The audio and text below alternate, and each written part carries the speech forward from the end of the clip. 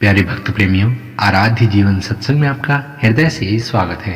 मित्रों, इस नए वर्ष की शुरुआत में ही यदि इन 5 बातों को अपने जीवन में उतारने का प्रण ले लिया तो न केवल पूरा वर्ष बल्कि आने वाले सभी जन्मों में आनंद की वर्षा होती रहेगी। ध्यान दीजिए, सबसे पहली विशेष बात है, आज से ही प्रण लीजिए कि प्रकृति के द्वारा दिया गया भोजन चाहे वो कितना भी हो, अकेले नहीं खाएंगे, हमेशा खिलाकर ही खाएंगे। प्रश्न बनता है कि यदि थोड़ा भोजन है तो क्या करें? सदगुरुदेव ने कहा है ना, कुंजर मुखते कन गिरा, घटे न बाको आहार, कीड़ी कन लेके चली, पोषण दे परिवार।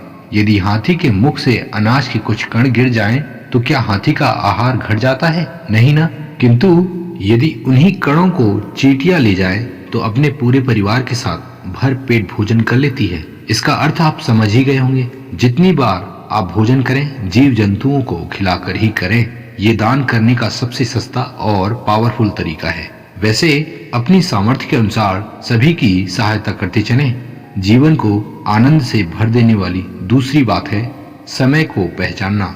जी हाँ मित्रों, आप प्रण लीजिए कि आज से मैं अपने समय पर पूरा ध्यान दूंगा। कौन सा काम मुझे कब करना है, इस पर मैं विशेष ध्यान दूंगा। बेकार के व्यक्तियों से मिलना बंद, बेकार की सोच बंद, बेकार के काम बंद, और ध्यान केवल जीवन के महत्वपूर्ण कर्म पर। क्योंकि महात्मा कबीर ने कहा है ना, कबीरा वादन याद कर, पग ऊपर तल शीस, मृत्यु लोक में आई के बिसर गया जगदीश। भाई, माँ के गर्भ में था तब तो रो रो कर बुरा हाल था। उस दयनीय स्थिति में परमात्मा से जो वादा किया था उसे याद करो। आपने कहा था, मैं अब दुख के सागर में दोबारा नहीं आऊंगा, ऐसा भजन करूंगा कि अपने को परमात्मा में लीन कर लूंगा। मित्रों, सीधी सी बात यह है कि जीवन की वास्तविक उपलब्धि के लिए ही संसार के सारे कर्म किए जाते हैं। हम कर्मों में ही उलझ जाते हैं, इसलिए इस पर ध्यान देना होगा और समय को समय से पहचानना होगा।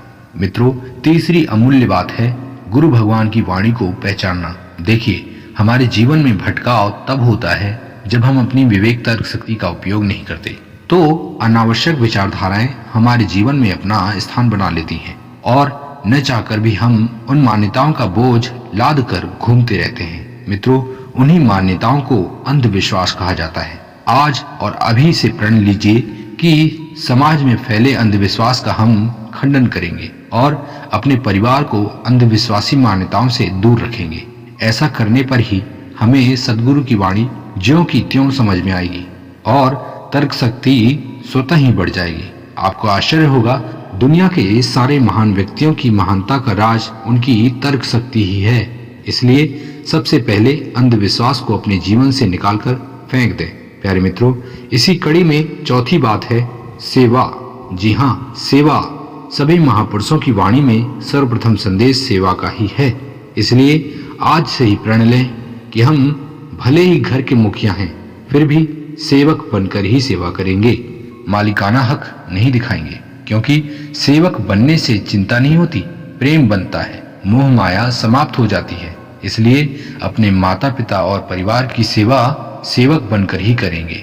मालिक तो सब बन जाते हैं, सेवक बनना कठिन है। आदेश करके बोलना तो सब जानते हैं, लेकिन करना कोई नहीं जानता। अतः आज से ही प्रण लें कि माता पिता तुल्य सभी की सेवा करेंगे। मित्रों, इस प्रतिज्ञा में सर्वश्रेष्ठ और अंतिम प्रतिज्ञा है संत बनना। जी हाँ, अद्भुत और आश्चर्य प्रण है संत बनना।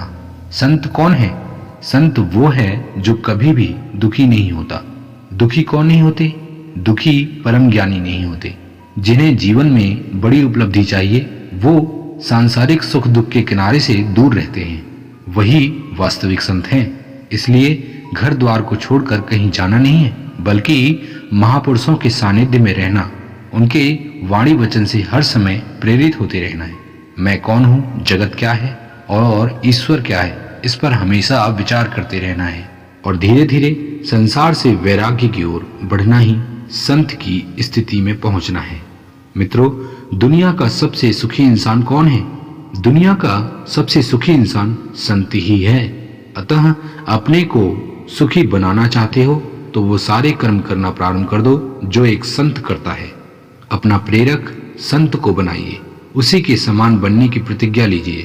प्यारे मित्रों, यदि आपने अपना कीमती समय इन बातों को जानने में दिया है तो निश्चित ही आप आनंद को पाना चाहते हैं।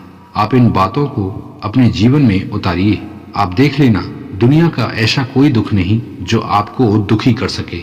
अपने काम से काम रखना और ध्यान में मग्न रहना ही सुख की असली परिभाषा है।